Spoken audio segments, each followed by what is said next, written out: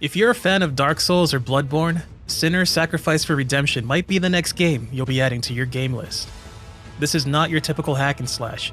You must learn your enemy's attack patterns before you fight them head on. What's going on, everyone? My name is the Beta Cat, and this is my review of Sinner Sacrifice for Redemption.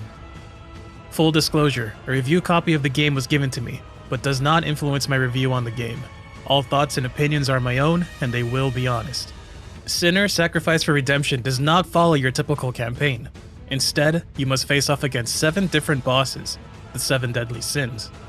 What makes this game unique is that before you fight a boss, you must sacrifice a stat and take a level down. The game gets increasingly harder as you go further through the game, but that's the best part about it. I will go over the 4 main categories that I do for all games to help those who are not sure if they should purchase this game or not. Number 1. Gameplay. I have nothing but good things to say about the combat system. At first look, you might think of this as another Dark Souls clone, which you're not wrong, but instead I believe it takes those aspects of Dark Souls and mixes it into its own. When the game begins, you are thrown into a tutorial where it teaches you the basic movements. You start off with a short sword in one hand and a shield in the other, with your secondary being a greatsword that is a two-handed weapon. In order to be successful in combat, you not only need to learn how to fight, you also need to learn how to block and parry attacks. As you would expect, you have a stamina bar, and when that bar goes down, it leaves you vulnerable against attacks. As you fight against the 7 different bosses, you must learn their attack patterns, or else you'll be unable to defeat them. You cannot go head first and hope to spam your way to victory. When using the short sword, you are able to attack quick with reasonable damage output. When using the greatsword, it takes longer to wind up your attack, however you deal more damage. The movement feels great, and I never found myself being stuck on a fight due to poor combat system, or aiming at the wrong direction thanks to the lock-on feature. The unique feature of this game is what I really think brings the challenge of Sinner's Sacrifice for Redemption.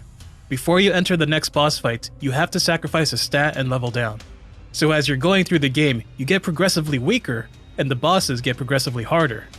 For the most part, the level down seems fair, and I never found myself struggling at any of the boss fights due to that. However, there are bosses that give you a huge level down. I won't spoil too much, but there is a strategy in the order that you fight the bosses in. And yes, if you fight the wrong boss in the wrong order, you are going to make the game very hard. And that could be a good thing or bad thing depending on how you like your games. This is where it becomes very important to learn the boss's attack patterns. As you would expect, when the health reaches a certain percentage, the boss will enter the next phase, making the fight harder. The game provides a decent challenge for veteran players and new players of this genre. Number 2. Graphics. Even though this game has a dark tone, the graphics are amazing and beautiful.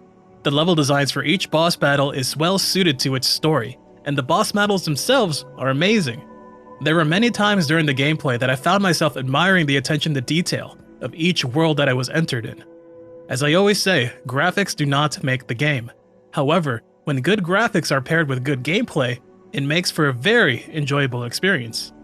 Before you fight each sin, you are told a story about that sin, and I believe the developers truly captured that story within its graphical design for the boss models and the level itself. The music also adds to the overall experience. Each boss has its own tone, its own story, and its own world. That adds another aspect to this game that really makes it fun to play.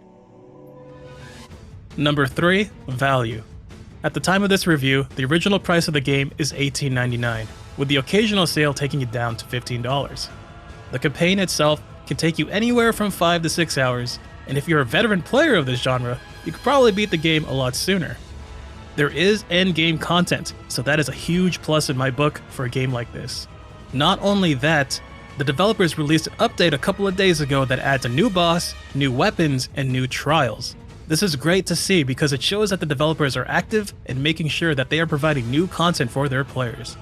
Even if there wasn't any new content added, the endgame content you get after completing the game offers plenty for its current price point.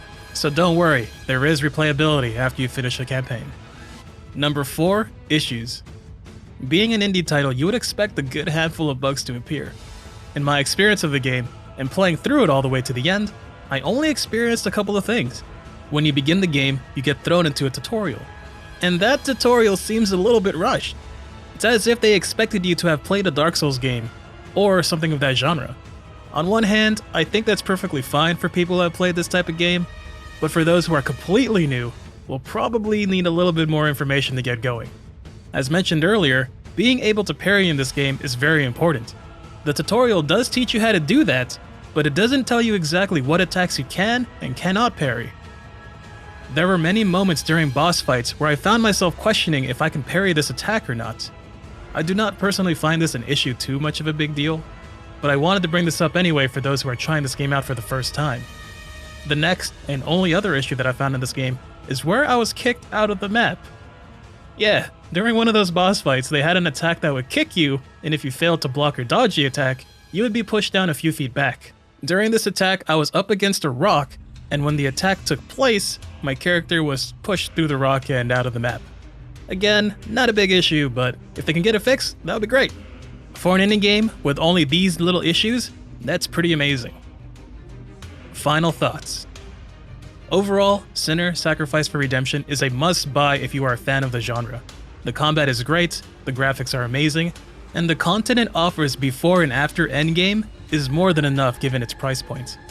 Yes, the game is challenging, but it is only challenging if you do not take the time to learn the boss's attack patterns and the combat system. The game is highly dependent on the player learning all of this information, which is what I like most about this genre. It is up to you, the player, and your skill. I highly recommend this game to veterans of the genre and to new players looking for a new type of challenge. Thank you guys so much for watching my review on Sinner's Sacrifice for Redemption. If you found this video helpful, please leave a comment down below. Once again, thank you guys so much for watching, I appreciate your involvement, and I will see you all later.